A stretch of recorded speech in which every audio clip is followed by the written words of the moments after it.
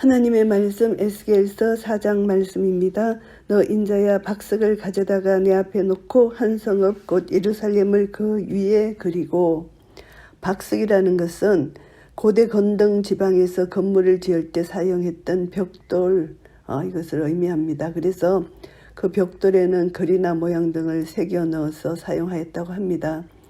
예루살렘을 그 위에 그리고 이렇게 표현을 했는데요. 이 성읍을 박석 위에 그리라 하신 것은 이 성읍이 멸망될 것을 상징하기 위함입니다. 하나님은 이스라엘 백성들이 범죄할 경우 하나님의 이름을 두시고 친히 임재하신 곳도 황폐케 하시고 거룩하고 공의로우신 분이라는 것을 나타내시는 것입니다. 그래서 예루살렘을 그의 그리라고 말씀하시고요. 그 성읍을 에워싸되 운제를 세우고 토둔을 샀고 진을 치고 공성태를 둘러 세우고, 그 성읍을 에워싸다, 이것은 바벨론 군대에 의해서 예루살렘 성읍이 포위될 것을 상징하는 것입니다. 운제, 이것은 높이 세우는 사닥다리를 뜻하는데요. 여기서 이제 사닥다리가 높이 서고, 토둔, 이것은 상대방의 성벽을 공격하기 위하여 흙으로 높이 쌓아 올린 언덕을 여기서 의미하고요. 공성태는 일반적으로 수양이 급불로 받듯이 상대방의 성벽이나 성문을 무너뜨리기 위해서 사용하는 도구를 가리킵니다. 그래서 아수르군의 공성태는 기다란 통나무 끝에 금속을 부착시키고 바퀴 달린 수레에 고정시켜서 상대방의 성벽이나 성문을 무너뜨리는 그런 역사적 사실이 있었습니다. 그래서 이 모든 것은 이제 적군들이 이스라엘 성읍을 무너뜨리기 위한 그런 것으로 표현되는 것입니다. 또 전철을 가져다가 너와 성읍 사이에 두어 철성을 삼고 성을 향하여 에워싸는 것처럼 에워싸라. 이것이 이스라엘 족속에게 징조가 되리라.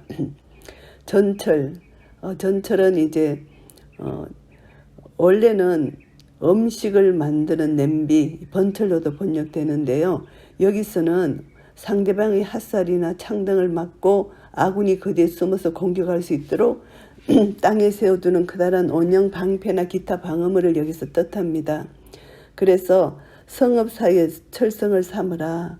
성을 향하여, 이 성을 향하여라는 또 이런 표현이 나오는데, 이것은 악에 대한 공의 심판을 감행하시는 하나님의 모습을 볼 수가 있습니다. 하나님은 공의의 율법을 어기고 떠난 이스라엘 성에 대해서, 예루살렘 성에 대해서 심판의 뜻을 나타내도록 하신다는 의미로 이해할 수가 있습니다.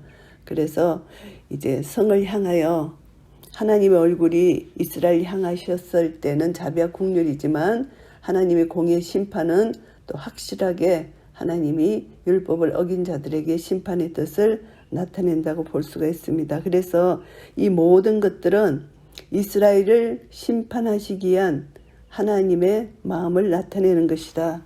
이스라엘 족속에게 징조가 된다는 것을 여기서 말씀하고요. 너는 또 좌편으로 누워 이스라엘 족속의 죄악을 당하되 내 눕는 날수대로 그 죄악을 담당할지니라. 좌편으로 누우라는 것입니다. 좌편은 북왕국 이스라엘 편을 가리키는데요.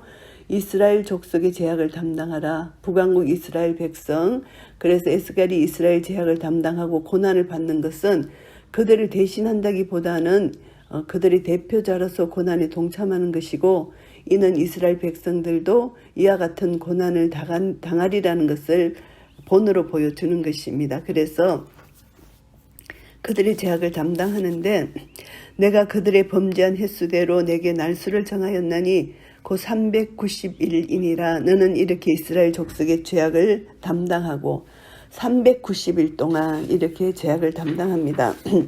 그 수가 차거든 너는 우편으로 누워 유다 족속의 죄악을 담당하라. 내가 내게 40일로 정하였나니 1일이 1년이니라.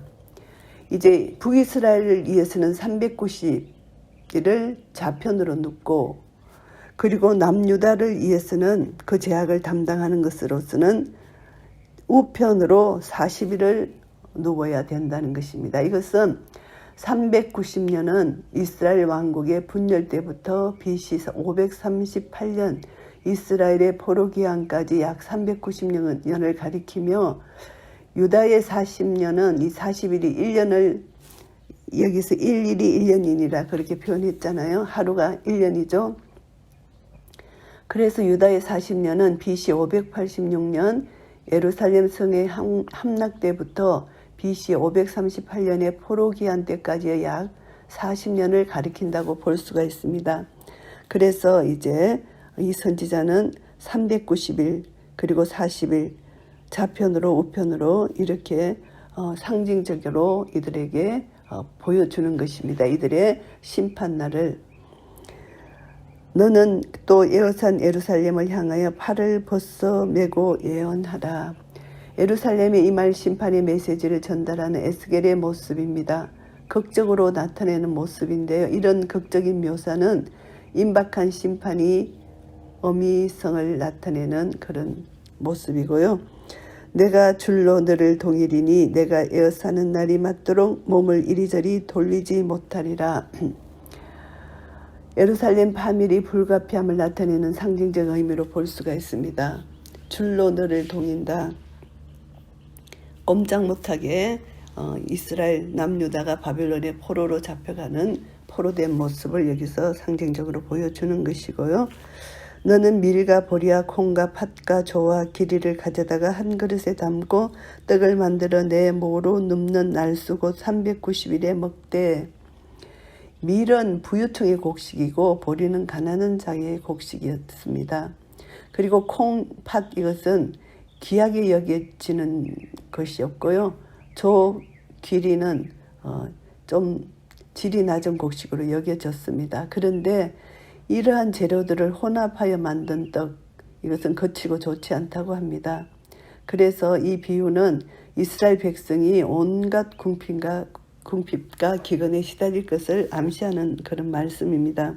10절 말씀에 보시면은 너는 식물을 달아서 하루 20세겔 중식 때를 따라 먹고 한 세겔은 약 11.4g입니다. 그래서 20세겔은 약 228g인데 이것은 한 사람이 하루 동안 먹기에는 너무 적은 양입니다. 그래서 이스라엘 백성들이 겪게 되는 기근의 참담한 모습을 여기서 나타내는 것이고요. 물도 흰 6분 1씩 되어서 때를 따라 마시라. 물도 부족하다는 것입니다. 물 한 흰은 3.67리터인데 이것이 6분의 1 흰은 0.61리터, 아주 극소량이죠. 물도 부족하다는 것입니다. 너는 그것을 보리떡처럼 만들어 먹되 그들의 목전에서 인분불을 피워 구울지니라. 보리떡, 가난한 자들이 먹었던 그 보리떡, 이것을 이제 구워서 먹으라고 하는데 인분불을 피워 구울지라.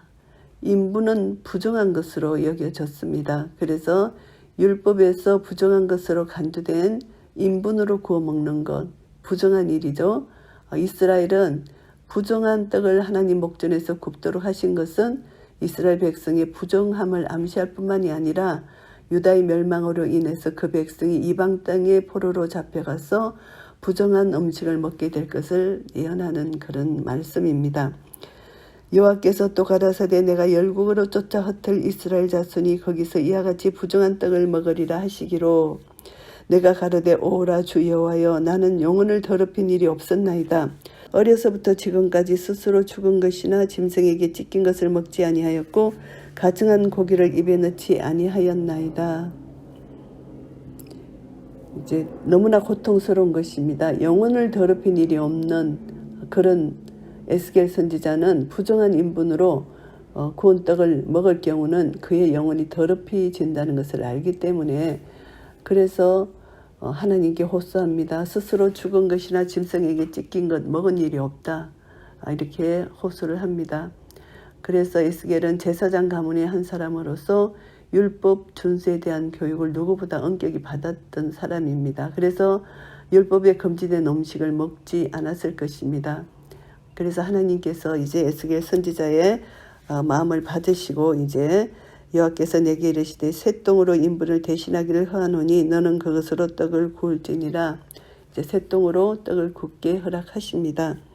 또 내게 이르시되 인자야 내가 예루살렘에서 의뢰하는 양식을 끊으리니 백성이 경겁 중에 떡을 달아 먹고 민답 중에 물을 데워 마시다가 기근이 없음에 옵니다. 그래서 이들은 이제 갑자기 당하는 이 기근, 이것으로 인하여 이들은 양식이 끊어지고 이제 근심 중에 떡을 달아 먹고 이제 양식이 부족하니까 근심 중에, 그리고 민답 중에 두려워 떨고 당황하는 중에 물을 마시는 이런 고난을 이들에게 주실 것이라는 것이고요. 떡과 물이 결핍하여 피차에 민답하여 하며 그 제약 중에서 쇠파하리라. 하나님의 징벌이 다른 원인에 기인하지 않고 그들 자신의 제약에 그 근본 원인이 있기 때문에 이들이 변명할 수도 없고 원망할 수도 없다는 것입니다. 오직 하나님에 의해서 내려지는 심판, 사망과 질병, 온갖 저주가 임하는 것은 하나님의 뜻이, 하나님이 하셨다 이것이 아니라 인간의 죄로 인해 초래된 하나님의 공의의 심판이다. 이렇게 볼 수가 있습니다. 하나님은 우리를 심판하기를 원치 않으 하시는 것이 하나님의 속성입니다. 그런데 하나님의 말씀을 끝까지 불순종했기 때문에 하나님은 거룩하신 분이시기 때문에 공의의 심판을 하실 수밖에 없는 것입니다. 하나님의 속성상. 그래서 우리는 그것을 알아야 되고요. 에스겔서 4장 말씀을 정리하겠습니다. 예루살렘을 심판하신다는 예언입니다. 그래서 1절부터 3절까지는 예루살렘 포위에 대한 상징입니다. 하나님께서는 마음이 수반되지 않는 외적 상징을 거절하십니다. 예루살렘 성읍은 하나님의 거룩한 성도, 또 유다의 수도, 또 하나님의 성전과 언약궤가 있는 곳, 이것을 아시는 하나님께서 그 거민들이 하나님의 백성인데도 온전히 말씀을 따라 살지 못하고 우상숭배에 가증한 일을 행했고 불의 가운데 그들이 거하고 있었습니다.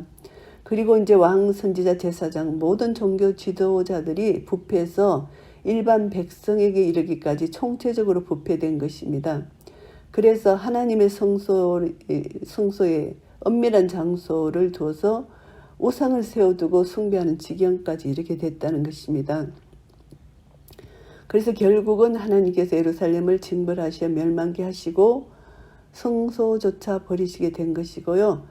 하나님을 경배하고 섬기는 마음이 상실된 성전 예배는 하나님 앞에 가증스러우며 멸망을 재촉하는 원인이 됐던 것입니다. 하나님께서는 혈통이나 외적 신분보다 하나님의 말씀을 순종하는 자세를 원하시는 것입니다. 그래서 당시 유다 백성들은 언약 백성이라는 자부심, 율법을 소유했다는 특권의식만 가지고 교만에 빠져 있었고 안일한 생활을 했고 낙관적으로 살았습니다. 그 결과 멸망을 선고받게 된 것이고요. 그래서 하나님은 만월의 여김을 받지 아니하십니다. 그래서 분명히 하나님은 공의 심판을 하신다 하시는 분이라는 것을 깨달아 알아야 되고요. 4절부터 8절까지는 에스겔이 좌편으로 눕는 것은 북왕국 이스라엘 멸망으로 꼼짝하지 못하고 이렇게 주저앉음을 상징하는 것입니다. 그리고 우편으로 눕는 것은 유다의 죄악을 감당하기 위한 것이고요. 유다는 이스라엘이 범죄해서 하나님의 심판을 받는 것을 보고도 죄를 뉘우치지 않았고 결국은 심판을 받게 된 것이고요. 이것을 보면은 선지자는 갇혀있을 기간이 차기까지 몸을 이리저리 돌려눕지 못하도록 하기 위해서 줄로 묶여있게 됩니다. 이것은 상징적인 것입니다. 이들이 포로가 된다는 것, 예루살렘이 포위되어서 반드시 패망하게 될 것이다. 이것을 상징적으로 보여주는 것이고요. 하나님은 죄악에 대해서는 단호하게 처벌하시는 공의로우신 분이라는 것. 그래서 우리는 하나님을 다시 한번 깨닫고 우리는 죄에 대해서 다시 한번 각성하고 하나님 말씀 따라 순종해야 된다는 것을 우리는 다시 한번 교훈을 받게 됩니다. 9절부터 17절까지는 이제 기근을 통해서 하나님이 심판하시는데요. 바벨론 군대가 포위했습니다. 예루살렘이 기근이 있고 이스라엘 족속의 포로 생활이 겪게 될 이런 것을 여기서 언급하시는데요. 이것이 다 하나님의 심판입니다. 기근과 예루살렘 포위된 것, 바벨론으로 인하여 이것이 하나님의 심판이고요. 그래서 이스라엘 백성들은 오직 하나님만 의지하고 살아야 된다는 거 다시 한번 깨닫게 됩니다. 모세가 신명기에서 말씀하신 것이 사람이 떡으로만 사는 것이 아니요 여호와의 입에서 나오는 모든 말씀으로 산다는 것을 말씀하고 있습니다. 그래서 예루살렘 거민들은 하나님을 떠났고 육신의 양식만을 의지했기 때문에 하나님이 심판하시는 것이고요. 모든 힘의 근원은 하나님 말씀으로부터 오는 것입니다. 하나님은 만유의 주시오 만왕의 왕이십니다. 그리고 이 말씀이 생수의 근원이 되고 우리 이 말씀을 믿고 의지하는 자만이 하나님으로부터 오는 복을 누릴 수가 있는 것입니다. 그래서 생수의 근원 되신 이 하나님 말씀을 믿고 순종하여 따라갈 때 우리는 하나님의 자녀로서 하나님 나라를 누릴 수가 있습니다. 의와 평강과 희락을 누릴 수 있는 것입니다. 하나님은 이 유다 백성들을 하나님 말씀에 불순종하는 이들에게 하나님의 심판의 징조를 보여주십니다. 이미 심판의 때가 정해져 있다는 것입니다. 이 심판은 죄에 대한 심판이고 하나님의 공의의 심판입니다. 그래서 끝까지 죄를 회개하지 않고 이렇게 자기 고집대로 하나님 말씀을 불순종하고 살아가는 자에게는 하나님께서 그 하나님의 때에 마지막 때 예수님의 재림 때는 온 세상이 인류가 심판을 받지만 또 예수 그리스도를 믿는 자는 구원함을 얻는 그날이 되지만 순간순간 살아가면서 하나님의 공의가 이 나라 저 나라 각 개인에게도 나타납니다. 그래서 우리는 다시 한번 하나님의 말씀을 기억하고 이 말씀을 순종하느냐 순종하지 않느냐 다시 한번 자기 자신을 점검하고 죄라는 것은 하나님 말씀을 불순종하는 것 하나님을 모르고 자기 뜻대로 자기 생각대로 사는 것 이것이 다 죄에 속한 것이잖아요. 그래서 우리는 이제 하나님은 반드시 공의의 심판을 하시는데 그때는 아무도 모릅니다. 하나님의 때가 심판의 때입니다.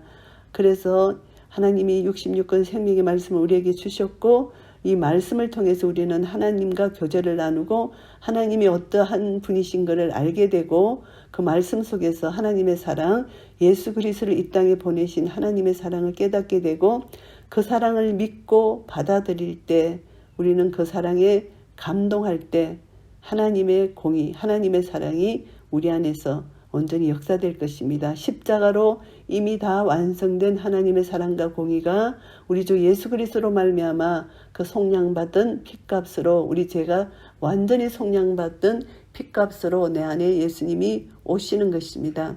그래서 이제 내가 그리스도와 함께 십자가에 못 박혀 죽었고 내 안에 예수님이 사신다는 것을 믿는 믿음 안에서 살 때 내 안에서 날마다 예수 생명의 능력이 나타날 것입니다.